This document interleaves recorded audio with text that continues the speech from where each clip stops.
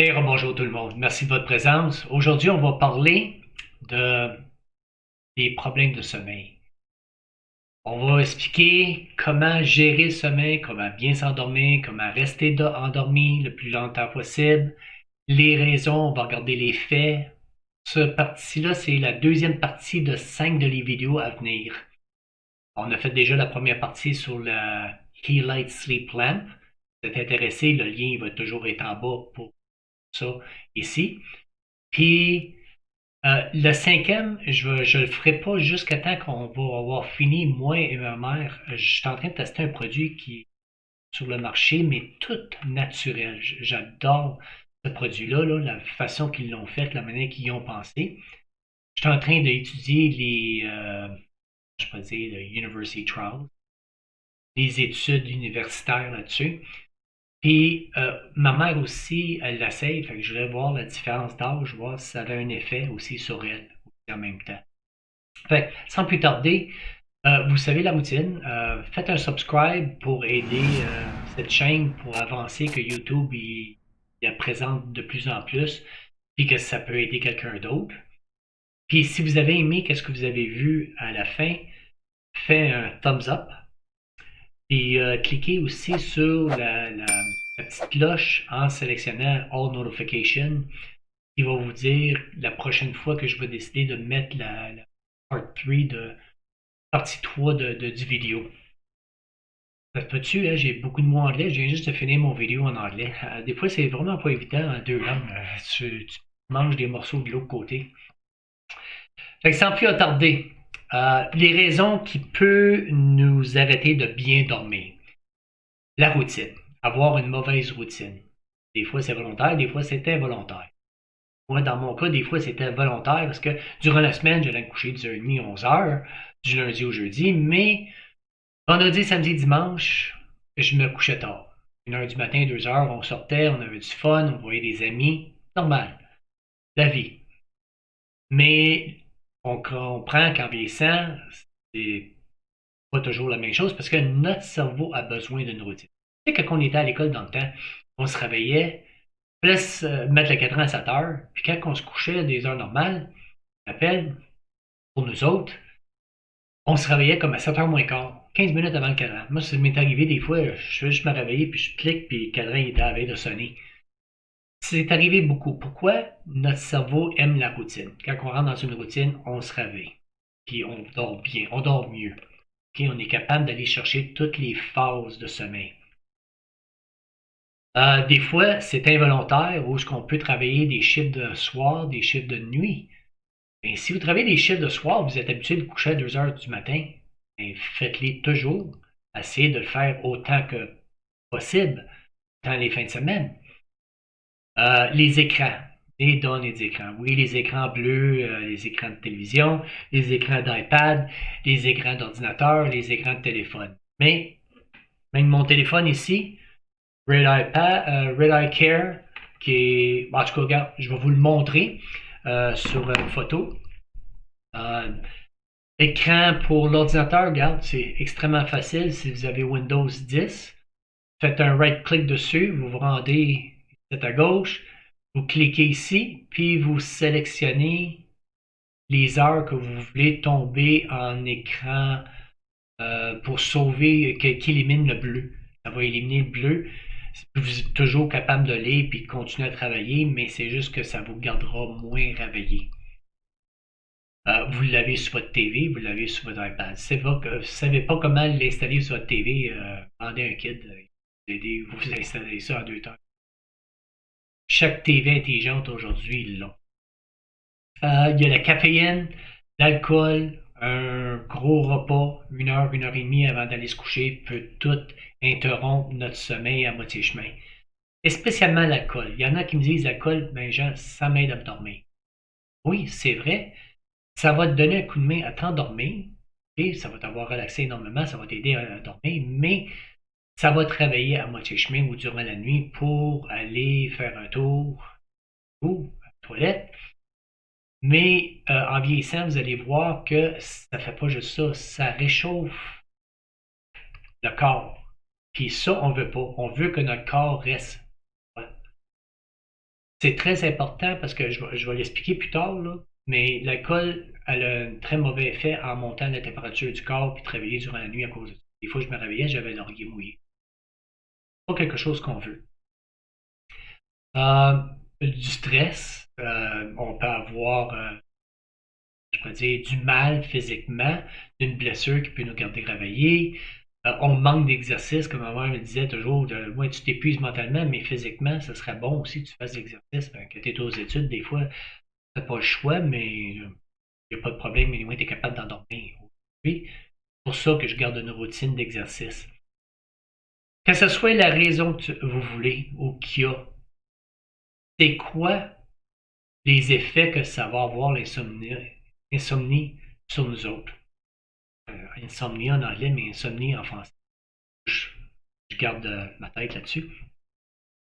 Ben, quand on a mal dormi durant la nuit, qu'est-ce qui arrive le lendemain? Fait qu'on n'a plus de force, la moche, notre corps nous dit, bon, regarde, va dans le frigidaire, va manger, il me manque de l'énergie, j'en ai besoin, mange plus. Et, en ligne de compte, mais ça, il y a une réduction de votre système immunitaire. On sait que avec étude, la haute pression, et à long terme, jusqu'à crise cardiaque. Pas à prendre à la légère, ça c'est les études. Obésité, on en a parlé, mais à cause de deux, malheureusement, hormones qui rentrent, la leptine puis la ghrelin, leptine qui augmente ton métabolisme, et l'autre qui te donne faim. Fait que c'est pas mieux. Les autres se font activer quand tu as pas assez de sommeil. Diabète, type 2. Pourquoi? On a plus de goût pour aller manger gras ou plus sucré. Une étude, moi je trouve ça fascinant cette étude-là, mais c'est pas à prendre à la légère.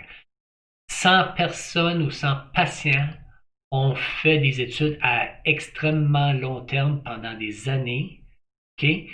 Puis ils se sont aperçus que avec le monde qui avait vraiment des problèmes d'insomnie chronique, puis qui dormait mal, avait un 50% plus d'élévation d'avoir la maladie d'Alzheimer. Qui ne connaît pas quelqu'un dans sa famille ou dans ses amis qui avait l'Alzheimer? C'est quoi? Si on peut l'éviter en ayant un bon sommeil, c'est important. Comment que ça fonctionne? Euh, si vous me permettez, je vais l'expliquer parce que je vais en avoir besoin dans la dernière partie de mon vidéo, cinquième vidéo, où ce que je vais expliquer le produit. Je trouve ça si fascinant. On a tout un système de nettoyage durant la nuit dans notre corps, puisque le corps se régénère et qui nettoie lui-même. Il y en a un autant pour le cerveau. On appelle ça le système lymphatique. Lymphatique, ouais, pour notre cerveau. Qu'est-ce qu'il fait? Il nettoie les toxines durant la nuit, puis spécialement, malheureusement, une protéine qui se colle à nos neurones s'appelle la protéine bêta-amyloïde. Laisse-moi vous montrer des images. Riez pas de mes images. Écoute, moi je dessine des bonhommes des monsieur ou madame à bâton allumette. Fait que je trouve que c'est pas mal ça. J'ai dessiné un neuron, mais je ne l'ai pas dessiné en 3D parce que là, ça serait trop complexe. Mais en réalité, le neuron là, que vous voyez là, c'est comme une pieuvre. Il y a des bras là, que vous voyez comme en bas, là, qui va de partout, dans tous les côtés, tous les angles. Puis ces bras-là s'appellent les axons. Puis eux autres, ils voyagent des charges électriques autant qu'un des produits ou c'est une réaction chimique qui transporte. Okay? Ils transportent ça, c'est pour parler avec d'autres neurones. Okay, on va dessiner un autre neuron. Okay? Puis il va aller parler avec un autre neuron. Comme hey, je m'en rappelle du jouet que tu utilisais quand tu avais 8 ou 10 ans. Mais je m'en rappelle pas de l'alentour, dans quelle pièce que tu étais. Toi, l'autre neuron, est-ce que tu sais c'est où? Bon, oui, j'ai la photo de ça. Ouais, puis ça partage, ça s'en va dans le cerveau ou le restant du corps. Fait, le bras que vous voyez, qui transporte les charges électriques puis les le chimique, là. Lui, il a des petits doigts où ce qui parle avec d'autres neurones ou le restant du corps. On va faire un agrandissement sur ces doigts-là pour voir qu'est-ce que ça a l'air. Oui, ça a l'air de des cups, des tasses, des suction cups qu'on appelle. Puis ça se transmet l'information chimique autant qu'électrique entre eux autres. Puis ça se parle à la vitesse de la lumière. Électrique, c'est la vitesse de la lumière. Mais vous vous en rappelez, la protéine bêta-amyloïde, elle, là, malheureusement, elle vient se coller au neuron, puis elle fait des plaques. Si on a assez là, de plaques, OK, elle va venir qu'elle va boucher le signal où ça ne pourra pas se parler autant. C'est malheureux, mais faites-vous-en pas, un cerveau en santé, OK, d'une personne en santé qui n'a pas de problème, un bon sommeil, qui est en santé, OK, on a des cellules, je vais essayer de les dire, mais microglia en anglais, puis astrocell. Astrocell, ça a l'air plutôt d'un monstre à un œil qui vient, que j'ai vu dans des vieilles vues de peur dans le temps. Mais ça, là, ces cellules-là, ils viennent nettoyer.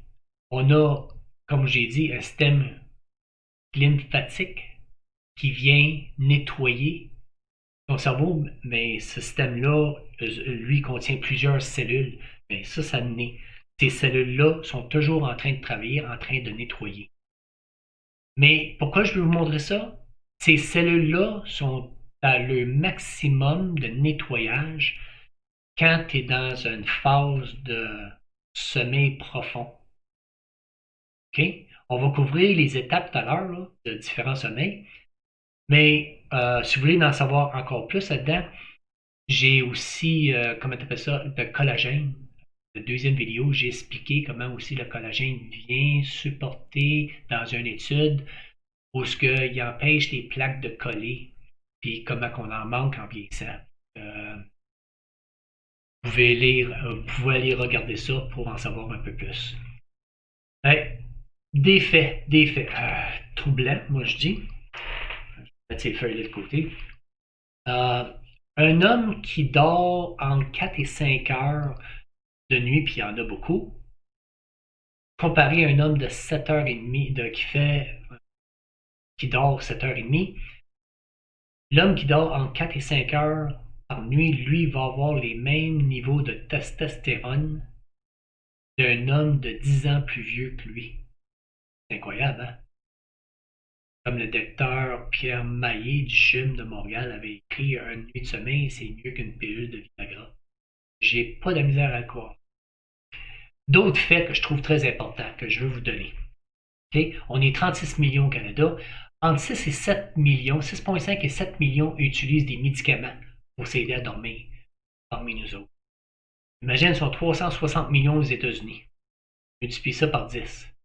On parle de 60. Ça en fait du monde sur les médicaments. 50% des adultes au Canada ont des problèmes à s'endormir ou rester endormis. La moitié de nous autres. Incroyable, hein? 89% des adultes au-dessus de 50 ans, je suis rendu là, je peux te dire que c'est avant 50, il y en a qui m'ont dit que c'était à 40 pour d'autres, se lèvent au moins une fois durant la nuit ou se réveillent. C'est qu'est-ce que tu appelles le syndrome, ils disent en anglais, mais je ne sais pas comment le dire en anglais, là, middle age, middle night insomnia. Moitié âge, moitié de la nuit, insomnie. En tout cas, c'est pas la traduction parfaite, mais c'est à peu près ça. Puis 40% de la population souffre au moins d'un désordre d'insomnie. C'est pas mal, 40% de la population. Il y en a combien de désordres d'insomnie? Il y en a 90. Je ne connais pas toutes, puis je ne passerai pas tout à travers, mais c'est juste pour vous dire qu'au moins, il y a 40% de la population. Puis au Canada, on est 1 sur 4, qui veut dire 25%, ont besoin d'aide pour traiter l'insomnie. Que ce soit de la façon que vous le voulez, que vous prenez des produits naturels ou que vous prenez des médicaments, ça en fait du monde.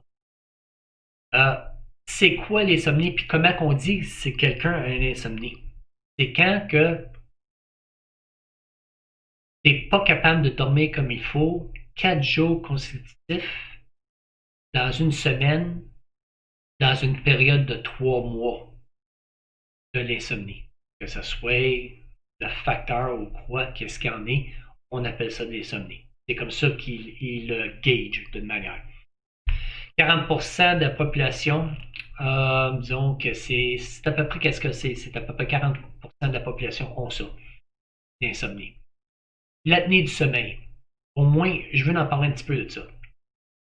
C'est sûr que si on a un excès de poids, on a 20% de chance de l'avoir de plus. Mais faites-vous-en pas. Regarde, quelqu'un dit je suis pas gros, j'ai pas de problème, je suis pas obèse, j'ai pas un excès de poids, j'ai pas de problème. Non. 30% de les gens qui ont un bon poids de santé, ok, 30% ont l'apnée du sommeil. Pas une maladie, on se veut le voir comme ça, ou un désordre qui est juste aux personnes obèses. Les autres, ils ont plus de chances de l'avoir, mais c'est pas juste à eux autres. On va regarder les phases de sommeil, parce que je trouve que c'est important pour aller de devant, parce que je vais en parler beaucoup, puis on a parlé tout à l'heure du sommeil profond là, pour le nettoyage, c'est déjà une partie. La phase 1, puis ces phases-là, ils se répètent durant la nuit. Okay? C'est bien important de noter. Phase 1, c'est entre être réveillé puis s'endormir. La phase 2, c'est quand que ton cerveau commence à ralentir, la respiration, tout. Phase 3, c'est quand que tu commences à rentrer dans le sommeil profond. Les muscles commencent à relaxer, tu commences à respirer plus lentement. Puis après ça, tu retombes dans phase 2 une autre fois. Puis la phase 2, c'est quand on rentre dans, je sais vraiment pas comment le dire, j'ai vérifié pour la signification en français, mais tout le monde sait qu'est-ce que c'est REM sleep. C'est où ce que Rapid Eye Movement qu'appelle, ce que tes yeux, tes voix, ils commencent à bouger vite. C'est-à-dire dans un sommeil profond, les rêves commencent. Okay? On appelle ça en anglais Paradoxal Phase, REM Sleep. Okay? Pour rentrer dans cette phase-là, ton corps devrait être frais. Il devrait être dans l'état de savoir refroidi pour commencer à se régénérer, se nettoyer, puis tout faire ce qu'il fait durant la nuit pour se régénérer. OK? Fait que là qu'on commence, on connaît toutes les phases. C'est sûr que je vais y revenir parce que j'en ai besoin pour les autres vidéos. Les siestes. Les siestes, c'est-tu important? Il y en a qui disent j'ai eu un power nap durant la journée, puis super, j'ai dormi 1 heure. C'est-tu vraiment bon ou ça va avoir affecté le sommeil durant la nuit? C'est-tu bon de faire ça, une sieste? Bon, une sieste de 20 minutes, typiquement, peut avoir l'équivalent de 1 heure de sommeil. Puis, c'est important, si on en fait une, qu'on la fasse si on est dans les temps où on va se coucher à 10h30, 11h. OK, puis on se lève à 7h, on a des heures comme de jour pour travailler. C'est important de faire la sieste au moins avant 2h, au plus tard 3h dans l'après-midi. OK? Avant 2h, moi je te dirais c'est parfait. Puis 20 minutes. 20 minutes, comme je viens de dire, c'est l'équivalent de 1 heure de sommeil, puis mais dans ratio, dans l'équivalent, c'est un 2 pour 1 jusqu'à 3 pour 1 dans l'état de réparation vis-à-vis physique et mental pour ton corps. Alors, une sieste, c'est-tu bon? Absolument. Et spécialement, c'est quelqu'un qui il va se coucher à 9 heures. Des fois, ma mère m'a dit je m'y lève à 4 heures. Mais à quelle heure tu t'es couché? 9 heures. 9 heures jusqu'à 4 heures, 7 heures de dodo. C'est pas mal dedans. Ouais, tu te rallonges pas si tu veux être à la même heure que tout le monde qui se lève à 7 heures. Fais une petite sieste durant la journée, puis après ça, couche-toi à 10 heures, allonge tes heures un peu. Il faut s'en servir pour ça. La meilleure température pour aller se coucher ou dormir. Il y en a qui vont vous dire 60 degrés jusqu'à 65, mais toutes les études que moi j'ai lues, c'est entre 65 et 67 degrés ou 18 à 20 degrés Celsius. OK? Ça joue un énorme rôle pour la température de votre corps pour atteindre le sommeil profond puis d'y rester le plus longtemps possible pour qu'on ait ce nettoyage-là qu'on vient de parler. Regarde, 68 degrés, moi dans la chambre, je suis bien en masse puis je dors bien. Est-ce qu'on a besoin de vraiment 8 heures de sommeil? C'est-tu important d'avoir 8 heures de sommeil? Moi, je trouvais cette question-là importante parce que, tu sais, on reste dans le lit un tiers de notre vie, puis moi-même, j'ai eu 6 heures de sommeil pendant longtemps, puis je me sentais à 100 000 heures, puis j'étais parfait. Mais les études de Boston Harvard, ils ont fait des études sur du monde 4 heures, 5 heures, 6 heures, comparé à 7 à 8 heures de sommeil. Puis connectif, la fonction cérébrale cognitive était vraiment pas la même chose. C'était bien plus supérieur avec le 7h30, 8 heures de sommeil. Alors, ça t'en dit, si on veut utiliser tout notre cerveau, c'est bon d'avoir notre 7h30 de dodo. Mais ça, encore là, ça va dépendre du nombre d'heures vis-à-vis l'âge qu'on a. Quand on est enfant, jeune, 10 heures de sommeil, très important. Adolescent, on recommande entre 8 et 9 heures. Puis une fois adulte, c'est 7h30 jusqu'à la fin de votre vie. C'est ça les standards de les études qui sont faites. Les enfants, c'est évident, ils en ont besoin plus parce que ils ont besoin plus d'énergie pour pouvoir grandir, les os, le muscle, tout fonctionne. Ils ont besoin de sommeil pour pouvoir pousser plus vite. OK? Alors, j'espère que c'était intéressant. Si vous avez aimé ça, donnez-moi un thumbs up, puis partagez-les. Ça peut aider quelqu'un. Je vous arrive avec partie la numéro 3 aussitôt que j'ai une chance, puis on se reparle, puis on se revoit. Bonne journée tout le monde.